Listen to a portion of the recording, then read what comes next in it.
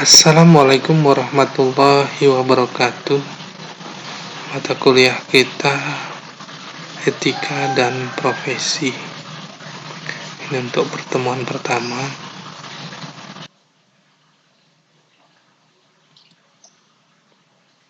Teori-teori etika. Pengertian etika atau moralitas. Secara teoritis, pengertian etika dan moralitas dibedakan menjadi dua. Yang pertama, etika berasal dari bahasa Yunani, yaitu ethos, yang dalam bentuk jamaknya taeta, berarti adat istiadat atau kebiasaan. Adat istiadat atau kebiasaan. Kebiasaan apa? Nah, dalam pengertian ini, etika yaitu kebiasaan hidup baik. Kebiasaan hidup baik. Baik buat siapa? Baik buat diri sendiri, seseorang, maupun masyarakat atau kelompok masyarakat. Ya, jadi bukan baik itu ada maunya, bukan. Tapi emang kebiasaan hidup baik. Adat istiadat atau kebiasaan. Adat istiadat atau kebiasaan. Kebiasaan apa? Kebiasaan hidup baik. Jadi karena dia sudah terbiasa, apa yang dia lakukan selalu mendatangkan hal kebaikan.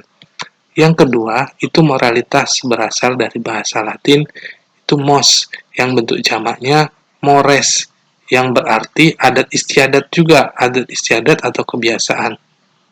Jadi, etika dan moralitas itu sama-sama berarti sistem nilai tentang bagaimana manusia harus hidup baik, baik sebagai manusia dalam sebuah adat istiadat atau kebiasaan yang menjadi wujud dalam pola perilaku yang kokoh dan berulang dalam kurun waktu yang lama.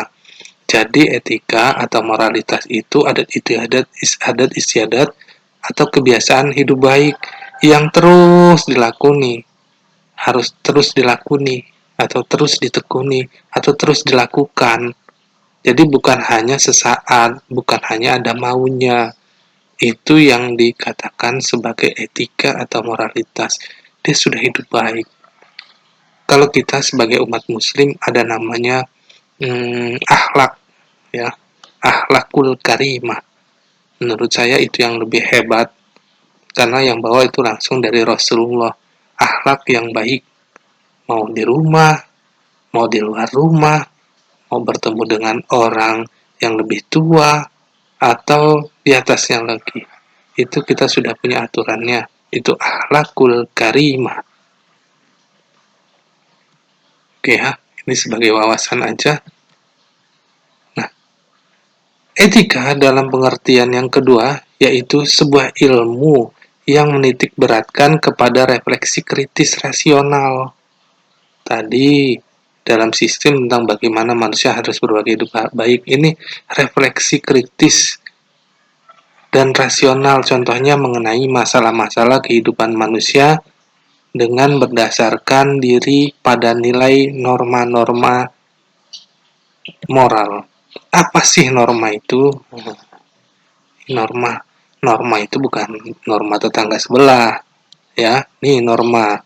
Dalam kehidupan kita menentukan banyak norma yang banyak memberikan pedoman bagaimana harus hidup dan bertindak secara baik dan tepat, sekaligus menjadi dasar bagi penilaian mengenai baik buruknya perilaku kita. Jadi yang menentukan baik buruk perilaku kita itu tentunya teman-teman kita, orang-orang terdekat kita yang tahu apakah kita ini baik atau tidak. Jangan bilang, saya baik lu, saya ini jujur lu. Enggak seperti itu. Tapi itu perlu merintis, perlu waktu yang cukup panjang untuk mendapat seperti itu. Ya. Nih norma dibedakan menjadi dua macam. Yang pertama itu norma khusus. Apa sih itu norma khusus? Adalah aturan yang berlaku dalam bidang kegiatan atau kehidupan yang khusus, contohnya peraturan olahraga atau peraturan pendidikan. Ini khusus. Kita lihat contoh peraturan olahraga, taruhlah lapangan sepak bola. Main sepak bola itu punya aturan, nggak asal aja, nggak bisa dipegang sama tangan. itu berebut aja, itu main sepak bola, kita bola aja atau diambil bawa pulang aja seperti ini, bolanya nggak seperti itu, jadi punya aturannya ya. Begitu juga pendidikan, pendidikan punya aturan sesuai dengan jadwal. Kita kuliah pun ada aturannya.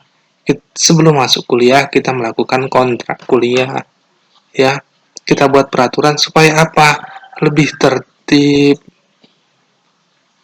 lebih khusyuk dalam melakukan penyerapan mata kuliah atau pembelajaran seperti itu. Yang kedua, itu norma umum. Apa sih itu norma umum? Adalah aturan yang berlaku dalam kegiatan atau kehidupan yang bersifat umum. Dia aturan yang bersifat umum. Ya, norma umum dibedakan menjadi 3, yaitu yang pertama norma sopan santun. Apa itu norma sopan santun? Norma sopan santun adalah norma yang mengatur pola perilaku dan sikap lahiriah manusia. Contohnya bertamu, makan, minum, duduk, berpakaian, dan sebagainya. Ini namanya norma sopan santun. Zaman sekarang di era tahun 2020 ini sudah mulai agak bergeser. Mencari orang yang sopan santun itu agak sulit. Semoga mahasiswa yang di sini sopan santun semuanya. Misalkan bertamu, nggak mau datang, assalamualaikum, masuk. Ini nggak di luar aja, paling klakson. Kalau mau tamu nemuin temennya, cuman WA aja, klakson dari depan, tin tin tin. Nggak seperti itu. Kita sebagai manusia, sebagai mahasiswa yang tentunya punya etika, punya attitude yang lebih baik daripada yang lainnya. Kudunya datang, assalamualaikum, ketok pintu, temuin orang tuanya, baru mau ngajak main bilang ke orang tuanya itu yang terbaik. Makan begitu, cara minum juga. Duduk gak sembarangan. Kita lihat apakah ada orang yang lebih tua. Berpakaian juga harus kita bisa bedakan. Apakah pada saat waktu kita kuliah, jangan disamakan saat kita main. Pada saat kita kuliah, jangan disamakan saat kita ke kamar mandi, cuman pakai sendal jepit. Saat kita kuliah, jangan disamakan pada saat kita berpesta. Nanti salah fokus, gagal fokus. Kalau mau berangkat kuliah, pakai baju pesta.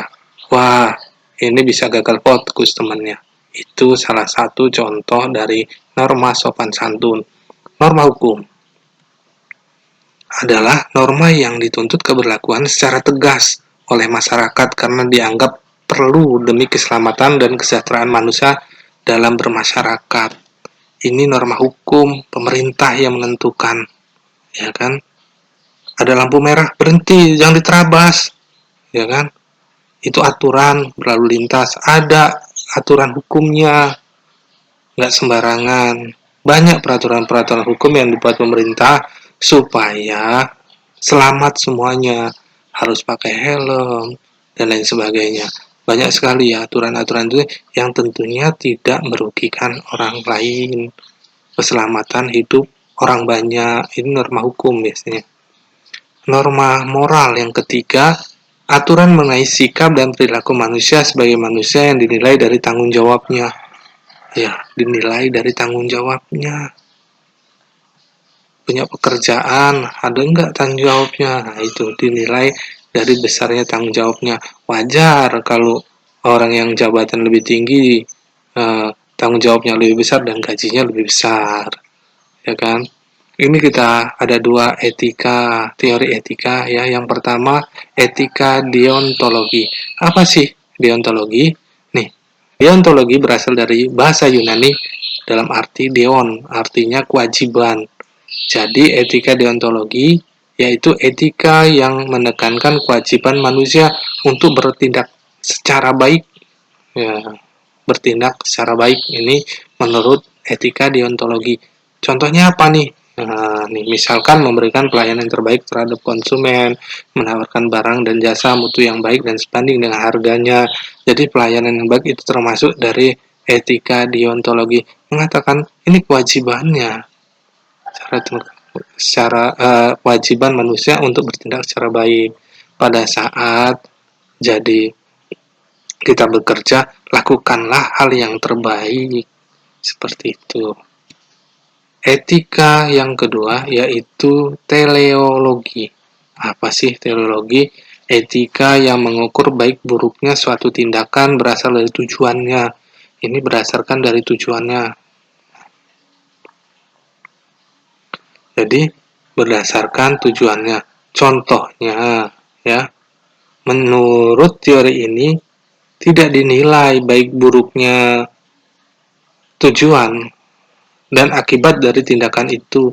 Misalkan orang mencuri demi membayar pengobatan ibunya yang sedang sakit parah, dinilai moral ini baik walaupun bisa dihukum karena lihat tujuannya baik. Tapi kalau kita sebagai seorang muslim ya enggak, ya baik-baik, ya tidak. Kalau mencuri ya jangan mencuri. Kalau ibunya sakit ya jangan mencuri. Kan enggak seperti itu. Jangan, kalau etika teologi enggak dilihat dari tujuannya. Kalau tujuannya baik, kata dia baik. Tapi kalau kita tidak seperti itu. Emang tujuannya baik, tapi caranya yang salah. Ya, oke, materi kita selesai. Terima kasih. Wassalamualaikum warahmatullahi wabarakatuh.